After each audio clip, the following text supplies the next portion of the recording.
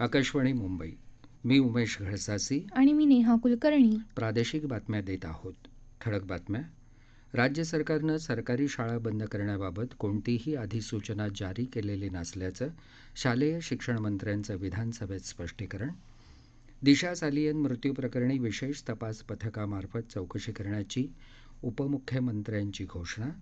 Phone tapping प्रकरणी चर्चेला परवानगी नाकारून विधानसभा अध्यक्ष सरकारला पाठीशी घालत असल्याचा आरोप करत विरोधकांचा सभात्याग.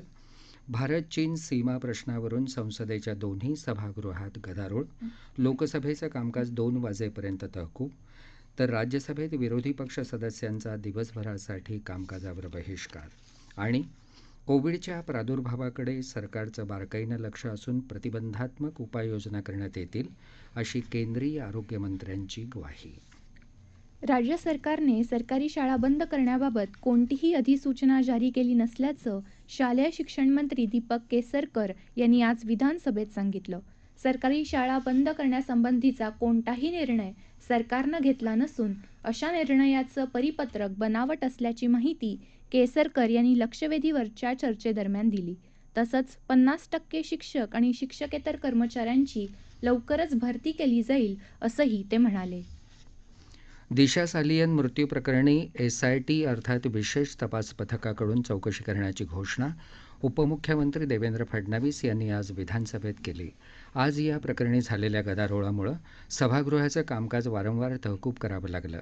शिंदे गटाचे आमदार भरत गोगावले यांनी आज सभागृहात हा मुद्दा उपस्थित केला.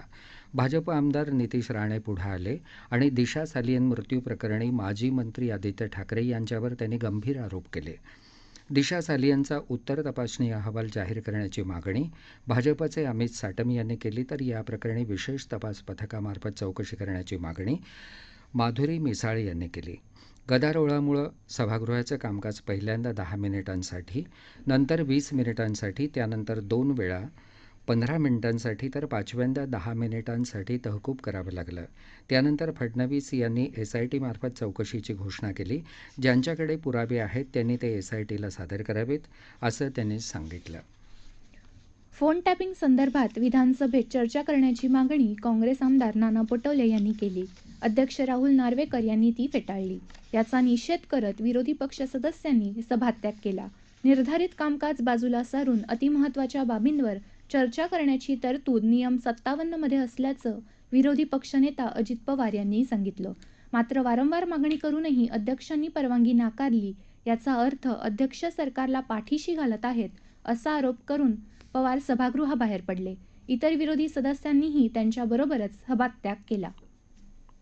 विदर्भात यंदा 1,70,000 हेक्टरवर संत्री मोसंबीची लागवड झाली असून यंदा या पिकावर कोळशी रोगाचा प्रादुर्भाव झाला असल्याचा मुद्दा आज विधान परिषदेत चर्चेला आला. अमोल मिटकरी, अनिकेत तटकरे, प्रवीण दटके यांनी याबाबत लक्षवेधी सूचना मांडली.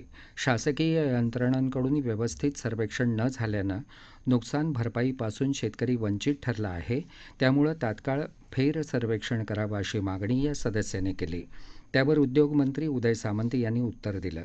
विदर्भात 2,882 हेक्टरवर संत्री आणि 270 हेक्टरवर मोसंबी अशा एकूण 3,152 हेक्टरवर सर्वेक्षण झालं आहे. मात्र यामध्ये काही त्रुटी किंवा सर्वेक्षण अपूर्ण असेल तर फेर सर्वेक्षण केलं जाणार असल्याचं सामंत यांनी सांगितलं. या संदर्भात तात्काळ संबंधितांना सूचना दिल्या जातील, असं ते म्हणाले. राज्यातल्या शासकीय निमशासकीय कार्यालयांमध्ये अनेक कर्मचाऱ्यांनी अनुसूचित जमातीची बोगस जात वैधता पडताळणी प्रमाणपत्र सादर केली आहेत. याबाबत आमशा पाडावी यांनी लक्षवेधी सूचना मांडली. ज्यांचे जातीचे दाखले अवैध ठरलेले आहेत अशा लोकांवर फौजदारी कारवाई करावी, तात्काळ नियुक्ती रद्द करून त्यांना सेवेतून कमी करावं अशी मागणी त्यांनी केली. त्यावर शिक्षणमंत्री दीपक केसरकर यांनी उत्तर दिलं. आदिवासींच्या जागा भरण्यासाठी सरकारनं कालबद्ध कार्यक्रम निश्चित केला असून 75,000 जागांवर नवीन भरती केली जाणार असल्याचं त्यांनी सांगितलं. एमपीएससी अंतर्गत भरल्या जाणाऱ्या जागा 31 डिसेंबर 2023 पर्यंत, तर क आणि ड संवर्गातल्या जागा 31 जुलै 2023 पर्यंत मिशन मोडमध्ये भरल्या जातील, असं केसरकर यांनी सांगितलं. विविध मुद्द्यांवरून विरोधी पक्ष सदस्यांनी आज विधान भवनाच्या पायऱ्यांवर आंदोलन केलं. शिवसेना, ठाकरे गट काँग्रेस, राष्ट्रवादी काँग्रेस आणि समाजवादी पार्टीचे आमदार त्यात सहभागी झाले होते.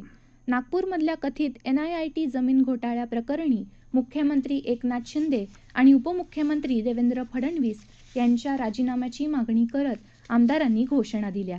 छत्रपती शिवाजी महाराज आणि सावित्रीबाई फुले यांच्यासह राज्यातल्या इतर आदर्शांबद्दल राज्यपाल भगतसिंग कोश्यारी यांनी अपमानकारक वक्तव्य केल्याचा आरोप करत निषेधाच्या घोषणा दिल्या. दरम्यान विरोधक हिंदू देवतांचा आणि मुंबई शहराचा अपमान करत असल्याचा आरोप करत सत्ताधारी पक्षाचे आमदारही विरोधकांचा निषेध करणाऱ्या घोषणा देत होते. मुंबई कृषी उत्पन्न बाजार समितीचे सभापती अशोक डग यांनी काल राजीनामा दिला आहे. त्यांनी राजीनामा पणन संचालकांकडे पाठवला असून तो मंजूरही झाला आहे. आता सभापती पदासाठी निवडणूक होण्याची शक्यता आहे.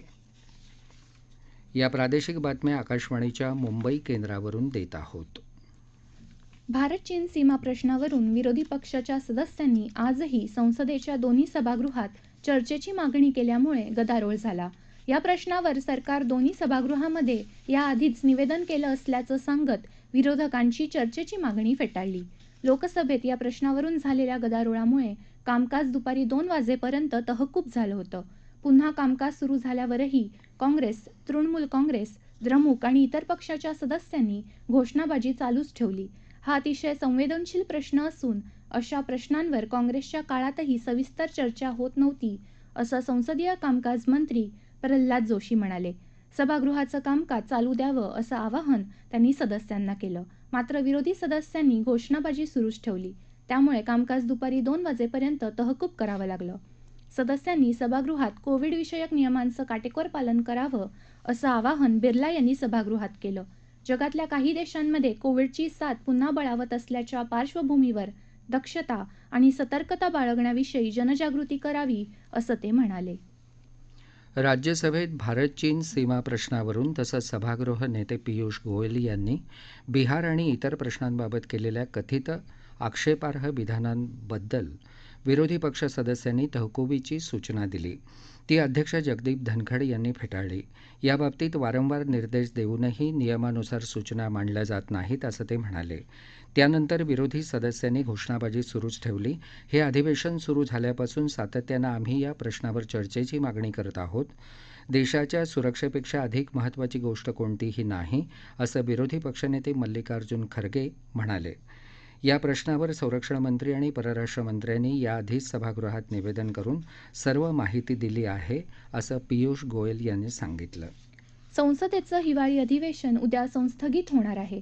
वेळापत्रकानुसार निर्धारित 6 दिवस आधीच अधिवेशनाचं सूप वाजेल. लोकसभेत शून्य प्रहरात विरोधी पक्षनेते गदारोळ करत असतानाच तसंच भारत चीन सीमा प्रश्नावर चर्चेची मागणी त्यांनी लावून धरलेली असतानाच अधिवेशन उद्या अनिश्चित काळासाठी तहकूब करण्याचा निर्णय कामकाज सल्लागार समितीनं घेतल्याचं संसदीय कामकाज मंत्री प्रल्हाद जोशी यांनी सांगितलं. काही विधेयकांसोबत विविध महत्त्वाच्या विषयांवर चर्चा अजून बाकी आहे. त्यामुळे विरोधी पक्ष सदस्यांनी कामकाज सुरळीत चालू द्यावं असं आवाहन जोशी यांनी केलं. 7 डिसेंबरला अधिवेशन सुरू झालं ते 29 डिसेंबरला संपणार होतं. नाताळ आणि नवीन वर्षाच्या पार्श्वभूमीवर अधिवेशन लवकर संपवावं अशी मागणी अनेक सदस्यांनी केली होती. केंद्र सरकारनं 2022-23 मध्ये 12,200 किलोमीटर लांबीचे राष्ट्रीय महामार्ग बांधण्याचं उद्दिष्ट ठेवलंय, असं केंद्रीय रस्ते वाहतूक आणि महामार्ग मंत्री नितीन गडकरी यांनी लोकसभेत लेखी उत्तरात सांगितलं. गेल्या महिन्यापर्यंत 4,766 किलोमीटर्सचं कंत्राट झालं असून चालू आर्थिक वर्षात एकूण 2,000 किलोमीटर्स लांबीचे 4, 6 आणि 8 लेनचे राष्ट्रीय महामार्ग बांधण्यात आले आहेत. हे काम गेल्या आर्थिक वर्षात याच कालावधीत बांधण्यात आलेल्या 1,806 किलोमीटर्सपेक्षा जास्त आहे, असं गडकरी यांनी सांगितलं. कोविड-19 विषयीच्या जागतिक स्थितीवर आणि कोविड-19च्या विविध प्रकारांवर आरोग्य मंत्रालय लक्ष ठेवून आहे, असं आज केंद्रीय आरोग्यमंत्री मनसुख मांडवीय यांनी लोकसभेतल्या निवेदनात सांगितलं. देशात या आजाराचा नवीन प्रकार दाखल होऊ नये यासाठी सर्व आंतरराष्ट्रीय विमानतळांवर प्रवाशांची RT-PCR चाचणी केली जाईल, असं त्यांनी सांगितलं. येणारा नाताळ सण आणि नवीन वर्षाच्या पार्श्वभूमीवर राज्यांनी लोकांमध्ये प्रभावीपणे जागरूकता निर्माण करण्यावर भर द्यावा, असं आवाहन त्यांनी केलं.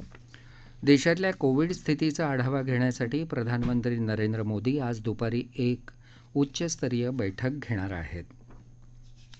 कोविड-19च्या XBB प्रकाराबाबत समाज माध्यमावर फिरत असलेला संदेश बनावट आणि दिशाभूल करणारा आहे, असं आरोग्य मंत्रालयानं म्हटलं आहे.